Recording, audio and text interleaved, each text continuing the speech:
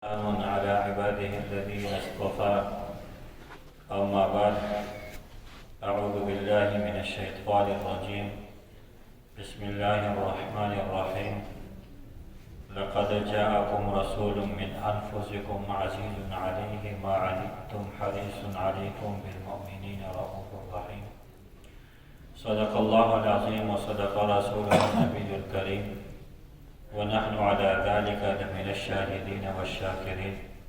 والحمد لله رب العالمين. اللهم صل على سيدنا ومولانا محمد وعلى آل سيدنا ومولانا محمد عبدك ونبيك وحبيبك ورسولك النبي الأمي وعلى آله وصحبه وبارك وسلم. د سیرت مبارکہ نننی درس کے حضرت عمر بن خطاب رضی اللہ تعالی عنہ د اسلام قبل اول د دې بیان بوي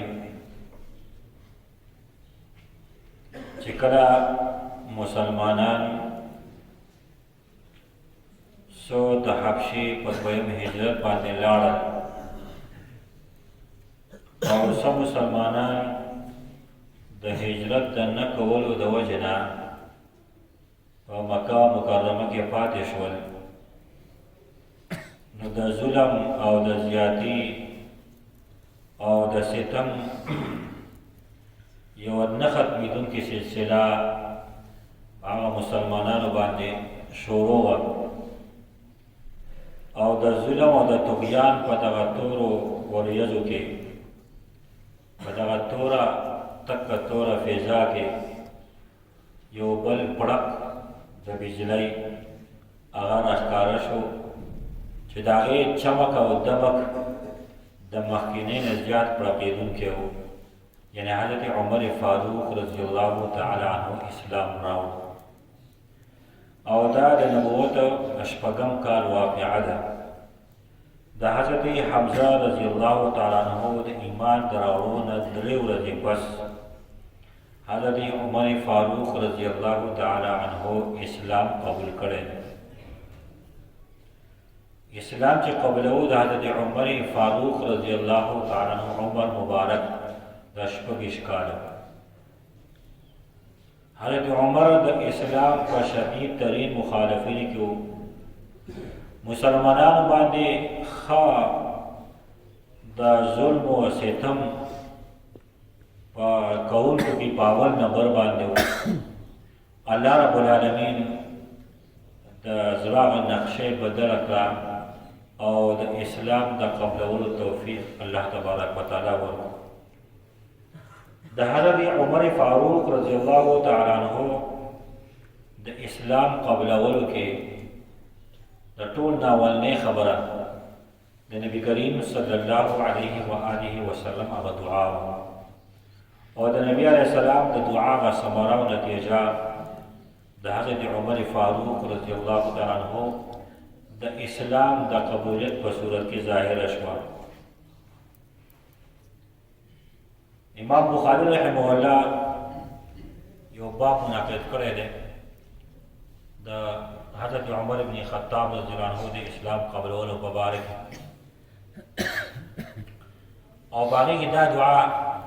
د نبی کریم صلی الله علیه وسلم ذکر کړی دا: اللهم اعز الاسلام باحب هذين الرجلين اليك بابي جهل او بعمر بن الخطاب. یا الله اسلام له عزت ورکي په دوه کسانو کې کوم ستا خوښ وي تا ته نږدې وي، یو ابي جهل او یو عمر بن خطاب رضی الله تعالی عنه. د حضرت عمر فاروق رضی الله تعالی عنہ د اسلام متعلق مختلفو علماء مختلف روایتونه نقل کړي دي. او کچته کې هغه روایتونه په سرسري نظر سره وکتې شي نو د هغې نه پته دا لګي چې د حضرت عمر فاروق رضی الله تعالی عنہ په زړه کې د اسلام محبت د دین محبت دا دسی فوراً نه راغلی، بلکې دا محبت د حضرت عمر فاروق رضی الله عنه په زړه کې دا په قلاره باندې ننوتی و. حالانکه حقیقت دا دی د حضرت عمر مزاج چې و هغه داسې فورا د قبلولو والا نه و. دی په مکه مکرمه کې په توند مزاجۍ په سخت خویۍ کې مشهور و او مسلمانانو باندې اوږده زمانه پورې پنځه شپږو کالو پورې تکالیف ورکولو نه معلومیږي چې دغه تکلیفونه دومره رسول، لیکن د ده په زړه کې متضاد قسمه جذبات او خیالات دا به لګیا وو. یو طرف د پلار نکاح جوړ کړل شوي رسمونه رواجونه د هغې احترام یې کوو او د هغې د وجې نه دغه رسمونه او رواجونه طرف ته مایل وو او د هغې ډېر زیات دلداده وو. خو بل طرف ته د ایمان او د عقیدې په لار کې د مسلمانانو هغه پختګي کته او په دغه مسایو په سلسله کې د هغو هغه قوت برداشت یې کتو، نو دا خبره ده به ډېر ښه نظر سره کته چې دا صحابه باوجود د دې نه کمزوري، باوجود د دې نه نوی ایمان یې قبول کړی، عقیده لا دومره مضبوطه نه، لیکن یو پرې کلمه ووې دی په خپل دین کې دومره مضبوط شو چې د هر څه قربانۍ ته تیارېږي. نو دا خبره د حضرت عمر په نظر کې دا لږه ښه وه. بل چونکې حضرت عمر فاروق رضی الله عنه داسې یوازې خو تند مزاجه خو نه و،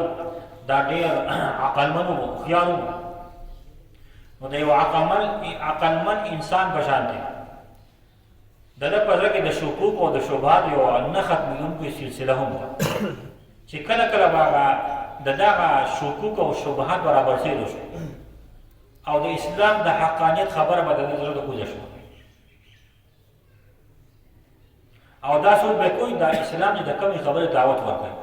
دا محمد صلی الله علیه وسلم چې د کمې خبرې دعوت ورکوي د ده دا طریقه، د ده دا الفاظ، د ده دا کردار، د ده دا دعوت دا خو پاکیزه او برتر ډېر زیات پاک دی. همدغه وجه وه د نبوت د پنځم کال نه د ده د مسلمانانو په زړه کې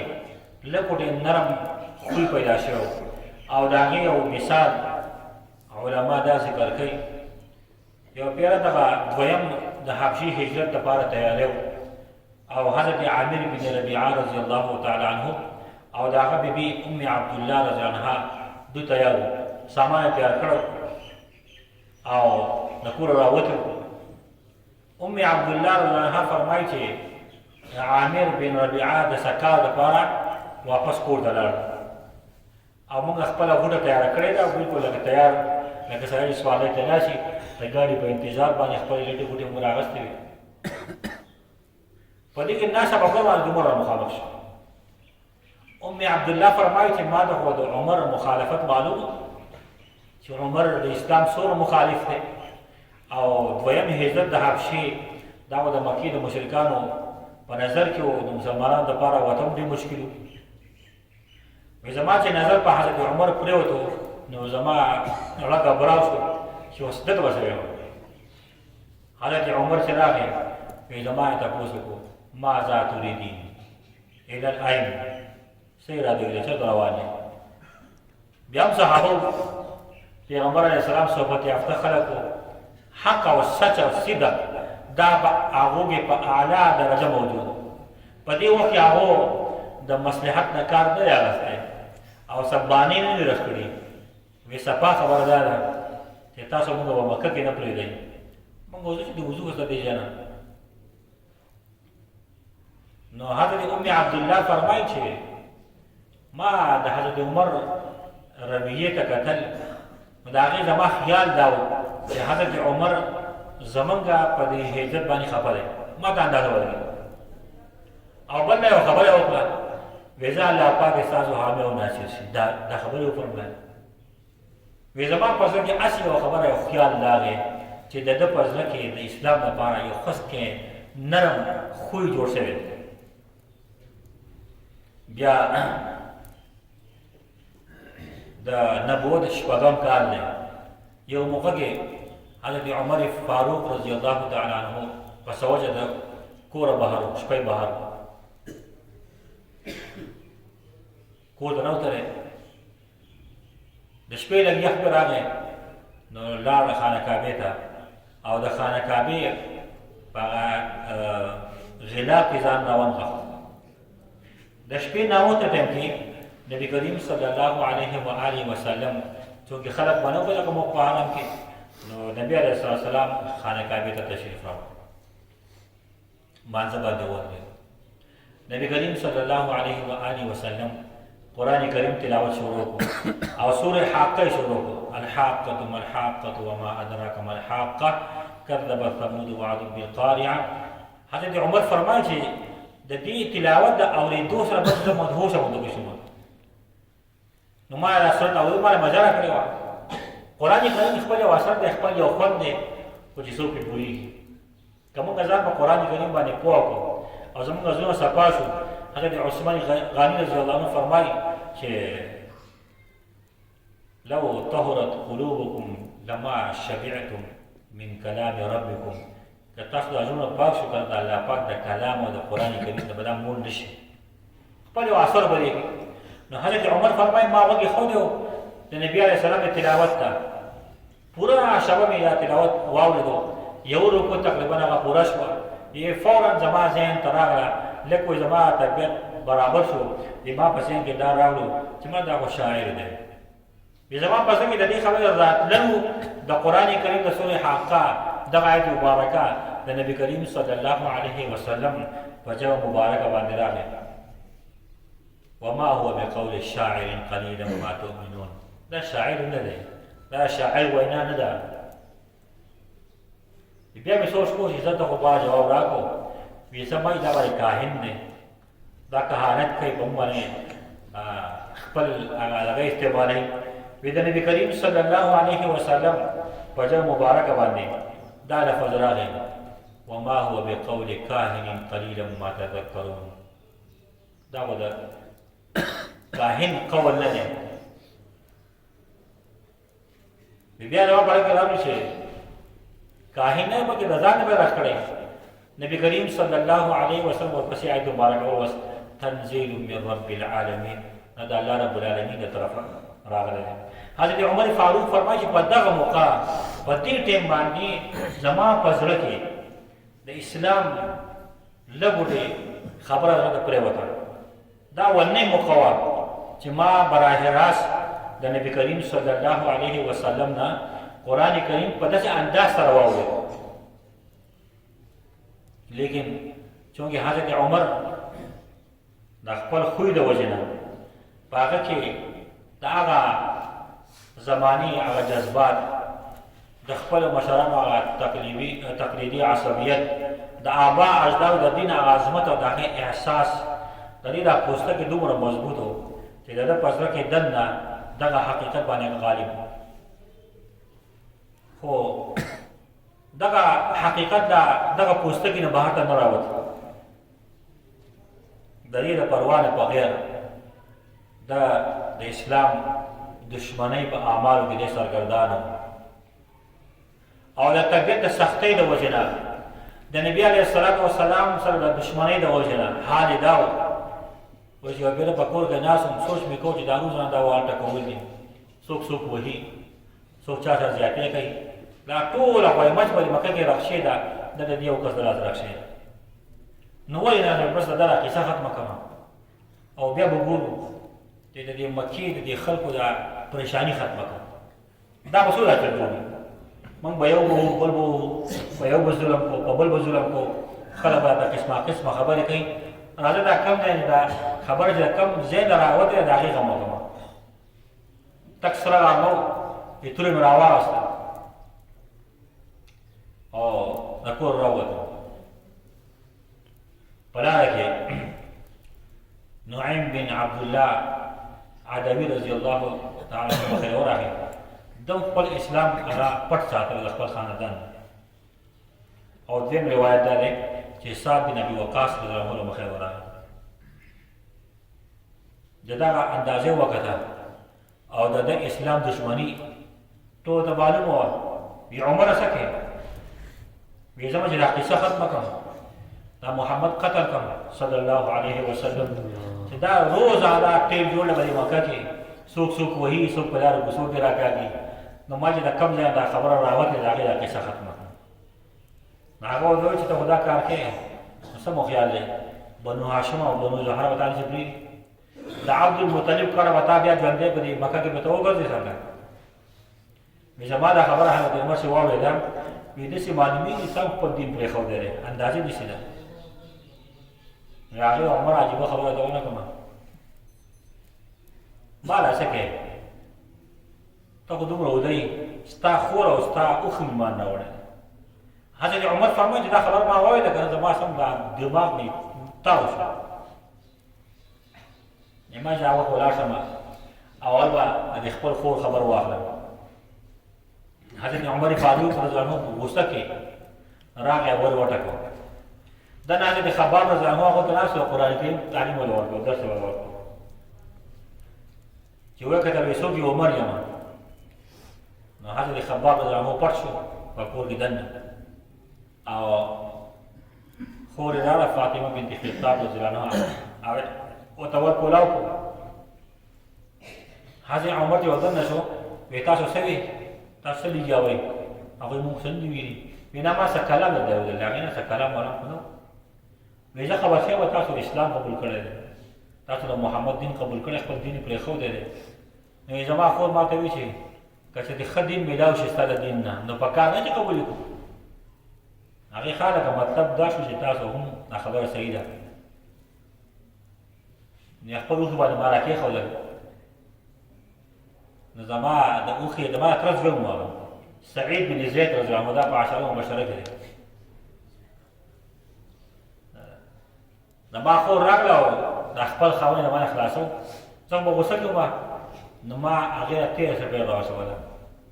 د هغه تېز څپې سره د هغې مخ زخمي شو د هغې نه وینه شروع شو زما خور چې ما هغې ته وکتل زما د خور نه وینه شروع ده مخ نه یا سر نه یا غوږ نه یا د پوزې نه یا د خولې نه وینه شروع ده نو ما داسې یو خس کې غوږه کې خپل ځان کمزوری ښکاره شو چې بس هغه نه یې لاس وکړه بیا خور وه نو یړه یو خس کې وټکېد وایي زما خور ما ته وایي چې دین اسلام دا حق دین دی او موږ د دې اوس هم اقرار کوو اشهد ان لا اله الا الله وحده لا شریک له واشهد ان محمدا عبده ورسوله او عمره ته چې د کوم پلار زوی زه د هغه پلار د لور یم موږ د دین نه نه حضرت عمر فرمایي چې ما د هغې خبره واورېده زه بلکل زما غوسه ختمه شوه وایي ما چې ښه تاسو څه ما ته واورئ بیا هغې هغه سورې طه کې لیکلی شو په تادې کې هغه دې پاتې شوی هغه پاڼه یا څه هغه مناسب زما خور ما ته وایي چې انک رجسون ته ګندی ته پلیت یې مخکې به غسل کې هلو به راځه حضرت عمر غسل وکړو راغی په دې دوران کې حضرت خباب راووتو یو عمر مبارک شه پرون پیغمبر علیه الصلات والسلام ستا په حق دعا فرمایله زما په خیال هغه دعا ستا په حق قبوله شوې حضرت عمر فرمایي چې ما کله هغه صحیفه یا هغه پاڼه راواغسته سورې طه پکې لیکل زما د اوښې یا حضرت خباب ما د تلاوت شروع کړو طه ما انزلنا عليك القرآن لتشقى إلا تذكرة لمن يخشى تنزيلا ممن خلق الأرض والسماوات العلى الرحمن على العرش استوى إنني أنا الله لا إله إلا أنت ورثت بس ما أحسن كلامه وأكرمه ساجي زبردست كلام دی دیم روایت دا دی چې حضرت عمر فاروق رضی الله تعالی فرمایي چې زما د خور نه په تادې کې څه پاڼې باندې شوي وي چې په هغې قرآن کریم لیکلی شوی نعمت راواغست نو په هغې کې بسم الله الرحمن الرحیم وویلو وی د بسم الله الرحمن الرحیم سره به زما په دې بدن باندې لکوټې رپرپی شروع شو او د سورې حدید آیتونه سبح لله ما فی السماوات وما فی الارض وهو العزیز الحکیم وی د عزیز الحکیم دا ټکی بس دا زما په زړه کې دننه ننوت بیا چې مې کتل آیتونه مې ولوستل نو دا آیت مبارکه پکې راغی چې وما لکم لا تؤمنون بالله والرسول يدعوكم في اخراكم دا آیت مبارکه راغی ما فورا وی چې ما نبي اسلام ته رسوي حضرت خباب رضی الله عنه خوشحاله شو او حضرت عمر د لاسه ونیو او دار ارقام ته ورسېد په دار ارقام کې نبي علیه السلام صحابه کرام سره تشریف فرماو او حضرت حمزه رضی الله عنه هم موجود و په دې دروازه وټکېده صحابو چې د دروازې په هغه شوق کې وکتل وی چې عمر ولاړ دی او د عمر سره ترونه په لاس کې د صحابه کرام ویلي دباو شو چې دغه دا چا وخو ا دې خو د تورې په لاس راغلی نو حضرت حمزه رضی الله عنه فرمایل څوک دی دی عمر دی صحابه چې عمر دی خو دا سره تورې په لاس کې ده حضرت حمزه رضی الله عنه فرمایل چې دې راپرېږدئ دروازه کولاو کړئ که په ښه نیت راغلی جو ښه بېښه الله بسم الله او که په ښه نیت نه وي والله چې په دغه توره به یې سجده کړو حضور اقدس صلی الله علیه وسلم فرمایي چې عمر راپرېږده دروازه کولاو کړه حضرت عمر فرمایي د دوه صحابه کرامو د موټر نه نیولی وم یو د یو مټ نه بل د بل مټ نه وی نبي اسلام ته پیش کړم حضور اقدس صلی الله علیه وسلم صحابو ته فرمایي دې پرېږدئ وی نبي اسلام زما د لمن نه دی چې وجه راکولم وی عمره ایمان به کله راوړي چې عذاب د باندې راشي لکه څنګه عذاب چې په ولید بن مغیره باندې راغلی دی او یا الله دا عمر دی دې عمر ته هدایت نصیب کړي او د دې عمر په وجه باندې اسلام نه عزت ورکړي یماش یا رسول الله ته خو د ایمان دپاره راغلی وی زما دا الفاظو د صحابه کرامو د پیغمبر علیه الصلاة وسلام مخ مبارک مبلغ کړي یما کلمه ووي د صحابه کرامو د ډېرو جذبات د وجې نه تکبیر نعره وواله یو روایت دا دی دومره تیزه نعره وواله شوه د صفا په غر باندې دغه کور کې دو ناست وو مسجد حرام کې چې کوم خلک ناست وو هغه اواز د تکبیر هغه واورېد نبي علیه الصلاة وسلام د حضرت عمر په اسلام باندې ډېر زیات خوشحاله شو عبدالله بن عباس فرمایي چې ما د حضرت عمر نه تپوس کړی چې ستاسو د ایمان راوړو قصه څه وه نو حضرت عمر فرمایل چې د نبي کریم صلی الله علیه وسلم دعا وه الله پاک هغه دعا زما په حق کې قبوله کړې بیا حضرت عمر پیغمبر اسلام ته فرمایي و یا رسول الله موږ په حق باندې حضور اقدس صلی الله علیه وسلم فرمایي او یا رسول الله که موږ ژوندي او که مړه په حق باندې نبی اسلام فرمایي او که موږ مړه او که ژوندي په حق باندې نو یا رسول الله بیا راپټي وولې بیا زمونږ دا منځونه عبادتونه پټ ولې کوو دا به نن وضو کولا به موږ لمونځ کوو حضور اقدس صلی الله علیه وآله وسلم وفرمایل ټیک ده د صحابه کرامو د نبي علیه السلام پسې نبی علیه السلام مخکې دی صحابه کرامو دوه صفونه پسې روان دي یو صف کې حضرت حمزه ولاړ دی روان دی او په بل کې حضرت عمر روان دی حضرت عمر فرمایي چې موږ روان وو نو په دې لاره باندې زموږ د لیکونو داسې دوړه خدای که ما اسونه چې داسې په قلعه رواني لږه دوړه کېږي او موږ خانه کعبې ته ورسېدو د کفارو چې په ما نظر شو او په حضرت حمزه باندې نظر شو وی زما خیال دا دی چې په دې کفارو باندې داسې چوټ ولګېد شاید داسې چوټ په دوه چدر نه لګېدی بیا نبی کریم صلی الله علیه وآله وسلم او حضرت عمر رضی الله عنه صحابه کرامو طواف وکړو هلته کې لمونځ یې وکړو بیا کور ته رخصت شو حضرت عمر فرمایي زه کور ته راغلم نو ما سوچ کوو چې په دې مکه مکرمه کې د اسلام سخت مخالف څوک دی بیا خیال مې راغی چې غټ مخالف ابوجهل وی لاړم په هغه پسې دروازه مې ته وټکوله وی چې څوک یې ما چې عمر یم راووتو وی اهلا وسهلا مرحبا چېرته راغلی وی ما چې تا له یو خبر در راغلی ما اسلام قبول کړی دی الله پاک مې واحد لا شریک ګڼلی دی او محمد صلی الله علیه وسلم یې پیغمبر ګڼلی دی وی زما د دې الفاظ د اورېدو سره وی چې خدای دې غار کا دا تا چې کوم الفاظ یې دا د خدای غر کې وګوره بس څه محبت بیا راغلم خپل ماما ته مې وویل چې وایي ما اسلام قبول کړی دی بیا مې سوچ کړو چې په دې مکه کې داسې څوک دی چې هغه خبره زر خورولی شي دا بعضې کسان داسې که نه چې هغه خبره ټینګولی نه شي وی ما سوچ کړو داسې کس پکار دی چې زما د ایمان دا خبره فوراً خوره کړي نو حضرت عمر فرمایي چې یو کس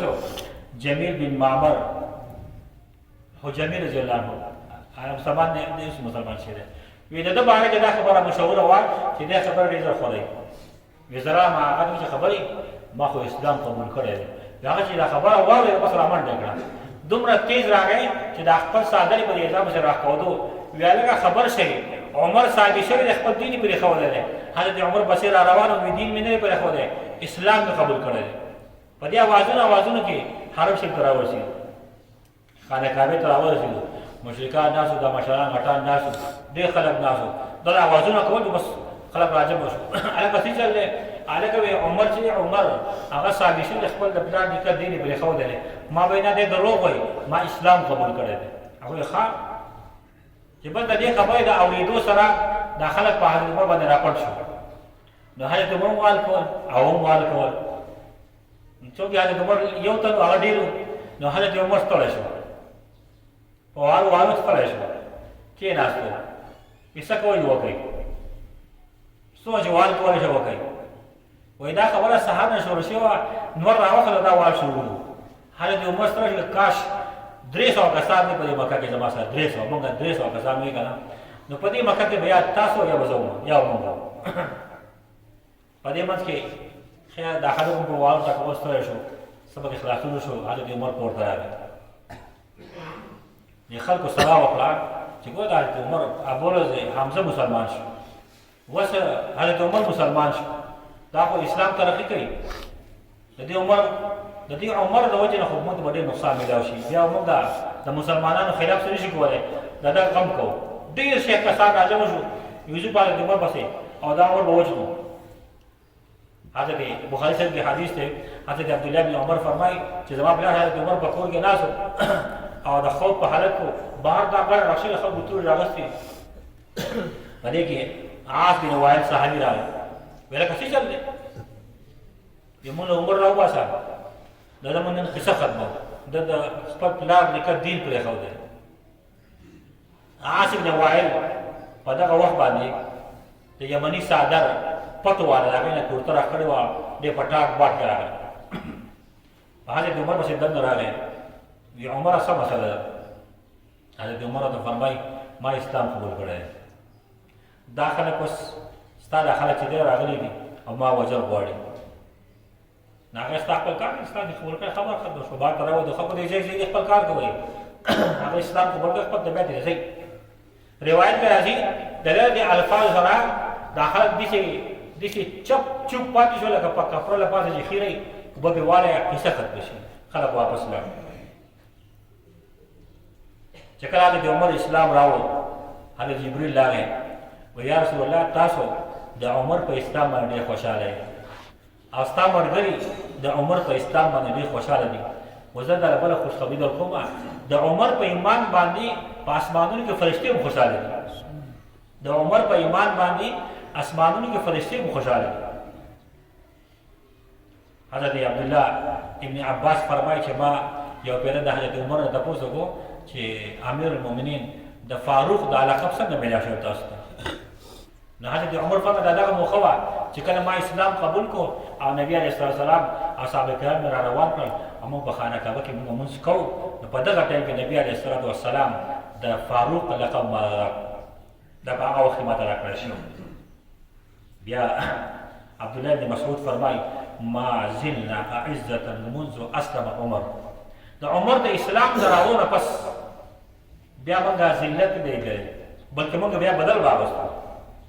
د موږ چا ظلمونه کول، موږ به جواب ورکړو، موږ اول جواب نشو ورکولی. او حضرت صهیب الرومي رضی الله عنه فرمایي چې کله حضرت عمر اسلام راوړو، اسلام ظاهر او غالب شو، موږ بیا پوله عبادت شروع کړو، موږ د بیت الله شریف کې بناسو، طواف به مو کوو او په موږ چې چا سختي کوله موږ به د انتقام اخیستو. او بل روایت کې عبدالله بن مسعود رضی الله عنه فرمایي چې حضور اقدس صلی الله علیه وسلم فرمایل بلا شبه د عمر اسلام د عمر ایمان قبلول دا د اسلام فتح وه، د هغه هجرت دا د اسلام مدد و، د هغه امانت د امت دپاره به رحمت وي. او بیا وخت ثابته کړه چې واقعي د حضرت عمر اسلام راوړل دا د اسلام لپاره د فتح بنیاد او د حضرت عمر هجرت چې و دا د الله تبارک وتعالی د طرفه نصرت او د حضرت عمر خلافت چې و د الله پاک رحمت. الله پاک حضرت عمر فاروق رضی الله تعالی عنه له ایمان دولت نصیب کړو او الله تبارک وتعالی د دین دپاره قبول کړو، د نبی علیه السلام د دعا هغه اثر او د الله تبارک وتعالی د هغه ورکولو د محبت دپاره، ځکه نبي کریم صلی الله علیه وسلم دعا دا فرمایلې وه یا الله په دوو سړو کې کوم یو خوښ وي تا ته هغه د اسلام توفیق ورکړي، یا ابو جهل یا عمر بن خطاب رضی الله تعالی عنہ. او واقعي د حضرت عمر بیا کله کارنامې د نبی علیه السلام په زندګۍ کې او بیا خاص کر د هغه خلافت په وخت کې چې کوم اصلاحات هغه راوستي دي، نن ټوله دنیا کې د حضرت عمر هغه خلافت ته خلک پس کېږي. بلکې ما یو کتاب کتو وایي نن سبا دنیا کې 2 عمره پکار دي د ټولې دنیا نظام په برابر شي. 2 عمره پکار دي، 2 چې په ټول دنیا باندې بادشاہي وکړي، د ټول دنیا نظام په ټیک ټاک شي. دا عزت، دا محبت، دا فضیلت حضرت عمر د اسلام موجه باندې میلاو شو. د اسلام یو لوی نعمت دی الله پاک موږ راکړی دی. موږ ته به عزت میلاویږي، موږ ته هم اهمیت راکولی کېږي د الله پاک په دربار کې، زموږ قیمت به سیوا کېږي که موږ اسلام قبول کړو. الله رب العالمین دی زموږ او تاسو په زړه کې د اسلام محبت پیدا کړي او الله پاک توفیق راکړي چې د اسلام د نعمت شکر وباسو. د اسلام د لوی نعمت الله تبارک وتعالى په تور غرونو کې نصیب کړی دی. دا د الله تبارک وتعالى الله پاک شکر دی. ان شاء الله روان درس د پیغمبر علیه السلام د صحابه کرامو یو بل غټ امتحان د شیعه ابي طالب په صورت کې چې هغه په هغه 3 کاله په هغه دره کې ناسو ډېر سخت نبی علیه السلام صحابه کرام په دغه موقع باندې تېر کړي. ان شاء الله روان درس په هغې متعلق دی. سبحانك اللهم وبحمدك نشهد ان لا اله الا انت نستغفرك ونتوب اليك. اللهم ربنا اتنا في الدنيا حسنه وفي الاخره حسنه وقنا عذاب النار. اللهم انك عفو كريم تحب العفو فاعف عنا. اللهم انك عفو كريم تحب العفو فاعف عنا. اللهم انك عفو كريم تحب العفو فاعف عنا. ربنا تقبل منا انك انت السميع العليم وتب علينا انك انت التواب الرحيم. صلى الله تعالى على خير خلقه سيدنا ومولانا محمد وآله